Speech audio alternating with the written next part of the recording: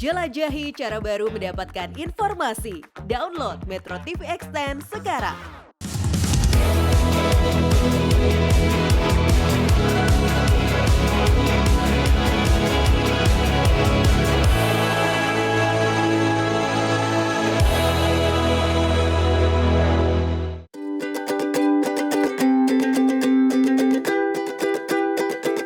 Deretan garis pantai yang membentang dari timur ke barat.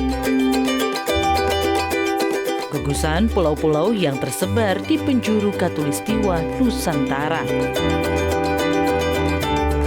Pesona panorama alam laut yang tiada terlupa.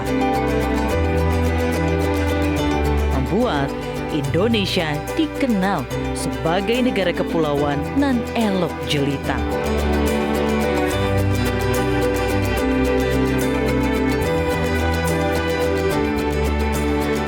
Inilah perjalanan Traveler Journey di beberapa kawasan wisata bahari, selengkapnya dalam Journey Way to Explore.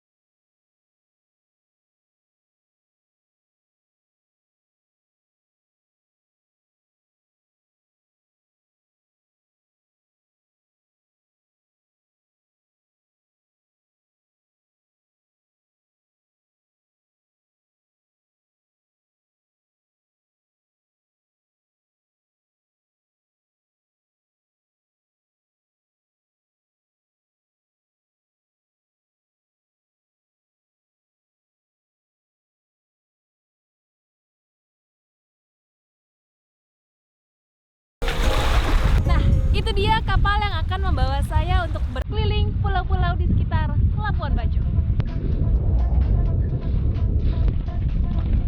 Halo, selamat pagi Pak Sarah. Selamat datang di kapal sini.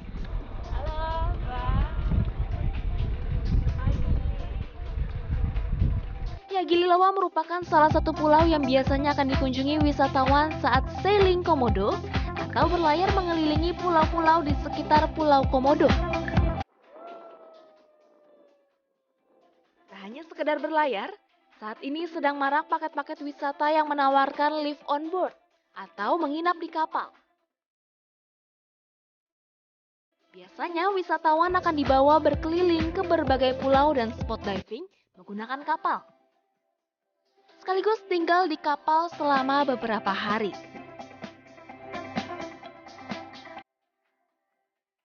Sebagai negara kepulauan, wisata live on board bisa jadi jawaban masa depan pariwisata Indonesia.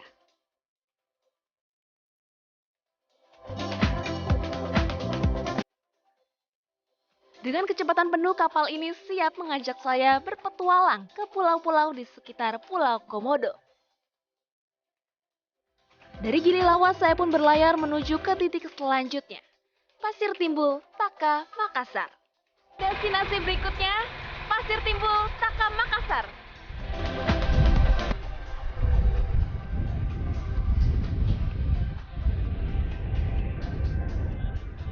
Eits, jangan salah, meski namanya Taka Makassar, Pasir Timbul ini ada di Flores loh.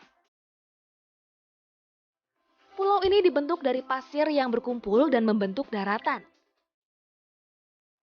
Namanya Pasir Timbul akan semakin luas jika air laut sedang surut.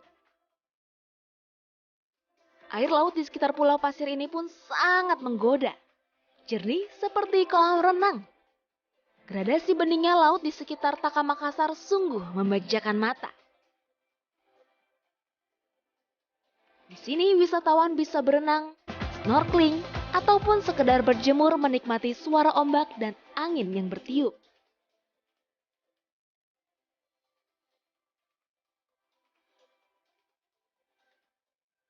Tak jauh dari Taka Makassar, ada satu spot di tengah laut di antara Pulau Komodo dan Pulau Rinca yang menjadi tempat berkumpulnya parimanta.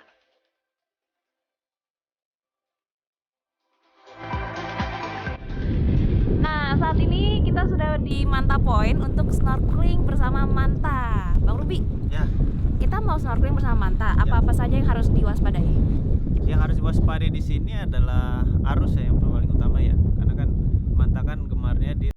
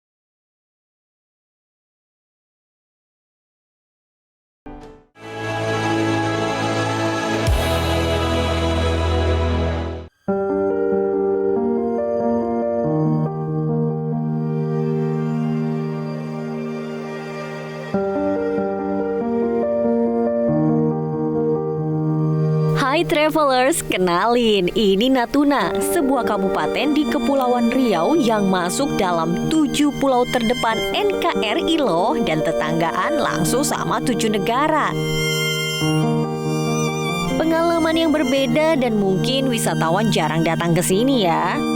Ciri khas di sini yaitu permainan tradisional gasing yang terbuat dari kayu.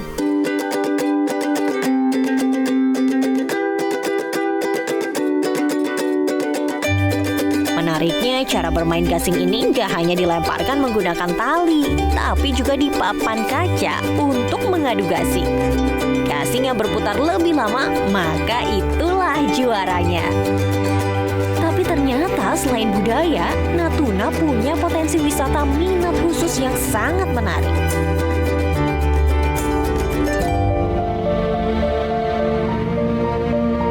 Di masa pandemi saat ini dan PPKM pula, penerbangan ke Natuna sangat terbatas.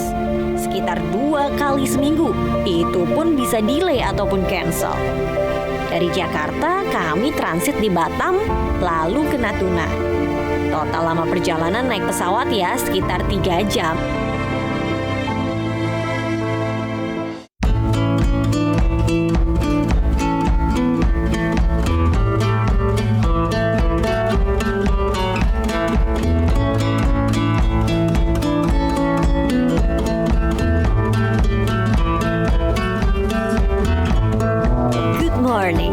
I just wanna say hai. Kamar langsung menghadap ke laut. Dapat sinar matahari pagi dan udara yang sejuk. Memilih penginapan dengan material alam yang lebih natural jadi pilihan yang tepat. Kamar ini penuh nuansa kayu sebalau dari Natuna. Mulai dari dinding, lantai, sampai ke kamar mandinya. Baiklah, waktunya sarapan. Gue akan berganti baju dulu ya.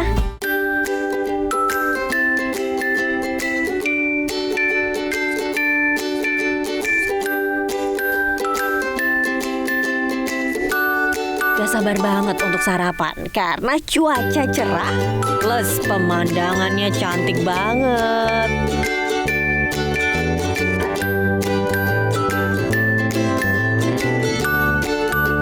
Itu bagus banget ya, ini tuh rumput-rumput, tempatnya terbuka, ada di samping batu, pohon kelapa. Nah kalau mau di resortnya juga tuh terbuka. Ini sebenarnya aman ya di masa pandemi gini.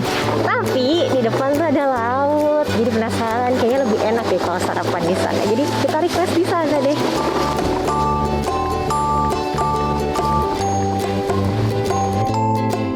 Di resort ini memiliki suatu spot yang sangat cantik. Tapak Natuna. Sebuah jembatan kayu yang akan membawa saya ke tengah laut dekat dengan batu granit besar. Tak sabar rasanya untuk sarapan di sana. Wah, ternyata sarapannya sudah ditata dengan sangat menarik dan latar belakangnya super cantik. Di sini kita juga bisa masak sendiri loh. Oke deh, yang paling simpel dan mudah yaitu roti panggang. Saya pakai selai stroberi dan coklat. Pengalaman yang tak terlupakan banget ini sih, panggang roti ditemani angin kencang, dihadapkan dengan pemandangan yang menawan. Tak perlu lama-lama, langsung saja deh kita makan. Nikmatnya, apalagi disandingkan dengan kelapa muda. Pagi. Selamat pagi, Mas. Gimana nih sarapannya? Mantap. Mantap ya. Pemandangannya Oke. bagus banget. Pemandangan ya. Sarapan di sini Iya. ada gunung, ada pohon kelapa, ada laut lengkap. Wih, mantap sudah. Kalau misalnya sekarang kan masa pandemi ya, itu protokol kesehatan yang diterapi seperti apa, Mas? Setiap tamu yang akan menginap di sini itu pasti kita akan minta surat keterangan negatif, baik antigen ataupun PCR mungkin lebih bagus. Tapi kalau buat masyarakat di sini yang menginap itu biasanya kita sediakan form untuk diisi. Jadi kita memastikan benar-benar bahwa yang masuk itu tidak ada yang terpapar COVID gitu. Usai sarapan, saya berkeliling di resort. Di sini ternyata juga terdapat kolam batu kembar yang berisi air laut. Unik ya, dan ini satu-satunya yang ada di Natuna. Kalau di sekitar penginapan, terdapat cukup luas rumput-rumput hijau, batu granit yang besar, dan tempat duduk yang cukup cozy.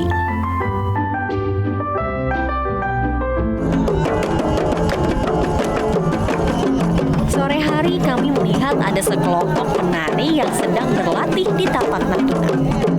Tarian ini ialah kesenian hadrah khas Melayu, di mana setiap gerakannya punya makna dan nilai keagamaan yang dalam. Penari memainkan gendang tabu berpadu dengan nyanyian ucapan syukur tentang doa, puji-pujian, dan pencitraan Nabi Muhammad demi mengharapkan keberkahan.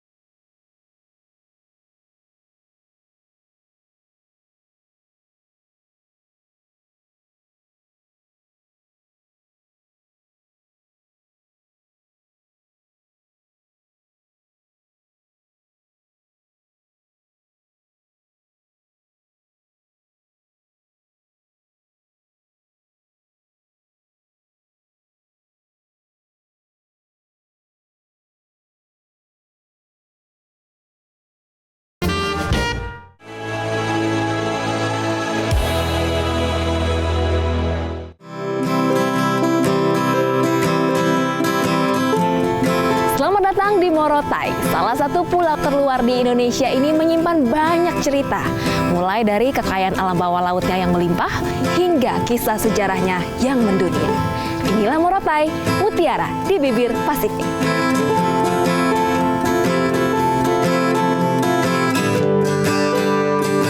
Morotai memiliki bentang alam yang indah.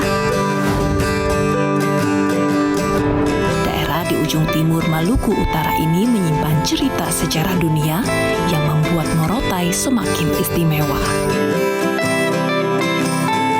Pulau Morotai dapat dijangkau melalui perjalanan udara dari Jakarta menuju Manado atau Ternate, dilanjutkan perjalanan ke Morotai. keindahan alam dan kekayaan sejarah serta budaya yang dimilikinya membuat Morotai terpilih sebagai salah satu dari 10 destinasi khusus Bali Baru Indonesia. Bang, tolong antar keliling kota ya. Iya, siap. Cukup bermodalkan Rp50.000, wisatawan bisa berkeliling Pulau Morotai sepanjang hari menggunakan bentor. Masuk dalam 10 destinasi Bali Baru, pemerintah menaruh perhatian khusus terhadap pembangunan infrastruktur Pulau Morotai. Pembangunan infrastruktur Morotai, khususnya jalan, amat signifikan selama beberapa tahun terakhir. Wih, jalanannya bagus ya Bang? Iya, jalan Morotai sini jalannya bagus. Sejak tahun berapa nih jalannya sudah mulus begini? Sejak tahun 2012 selesai tahun saya Morotai. Kalau dalam bahasa Morotai mau bilang, ayo ke Morotai. Ayo orang pergi Morotai.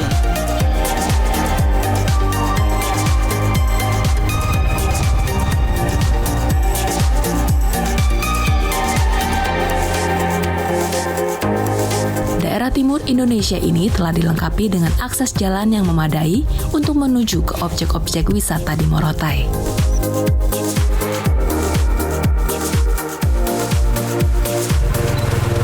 Mari orang pergi Morotai.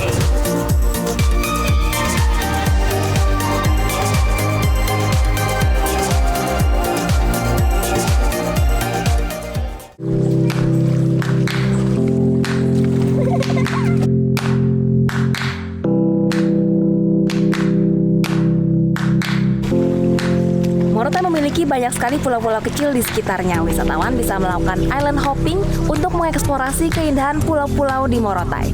Dari pelabuhan dermaga Daruba ini, wisatawan bisa menyewa kapal milik masyarakat lokal.